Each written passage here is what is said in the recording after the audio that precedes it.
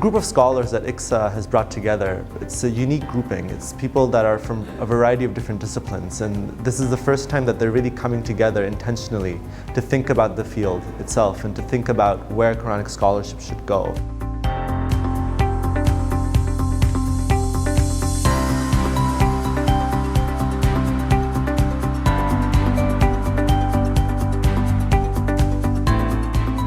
It's an important scripture that inspires the faith of millions of people in our world, and the better we all understand this important text and the way it functions not only in its own Muslim community, but the way many of us in many communities can learn from it and from its history is important for us.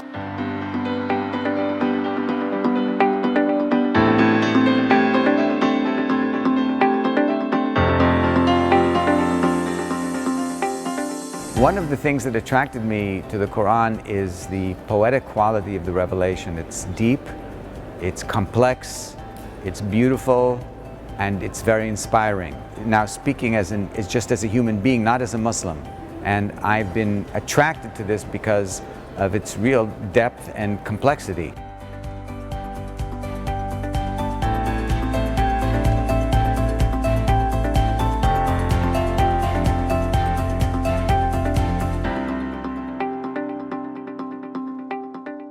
What's happening is that new questions are being asked, new methodologies are being invented, and cross-methodological inventions are coming to the fore.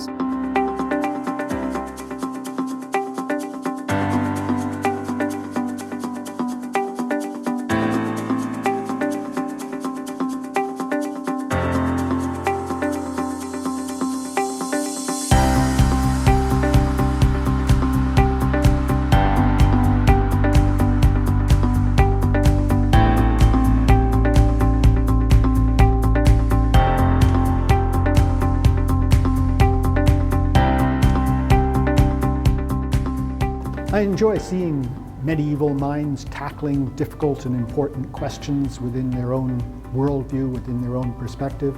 And I enjoy and I'm fascinated with the way in which modern people too grapple with these sorts of religious issues and come to terms with their understanding of their own existence.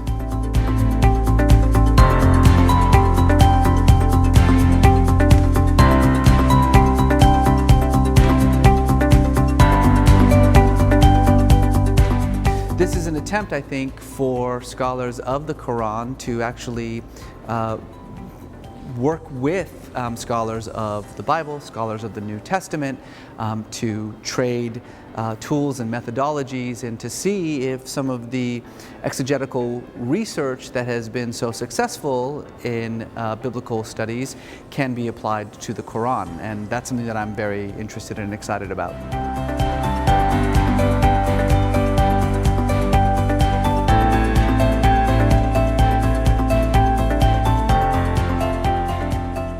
I'm interested in Quranic studies because I discovered at the beginning of my career in the Bibliothèque Nationale that the manuscripts of the Quran had been, let's say, forgotten for a long time. So it turned out to be a gem. From that time I've been quite interested in them and started working every time deeper into the way in which they were integrated in the Islamic tradition.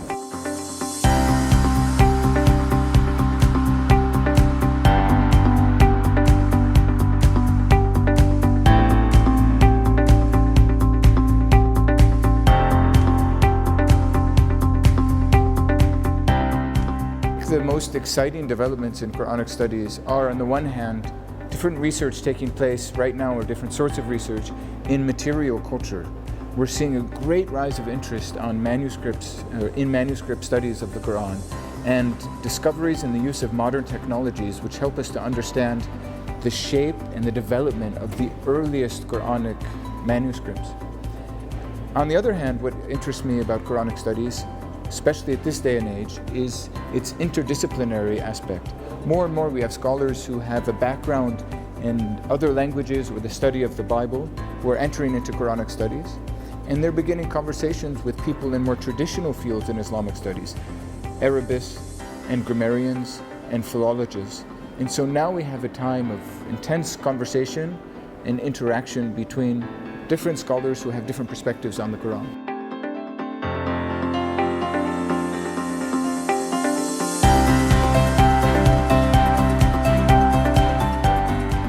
This is how fields grow.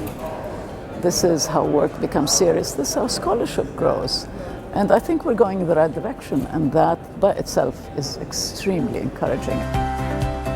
I find the study of the Quran incredibly exciting in and of itself.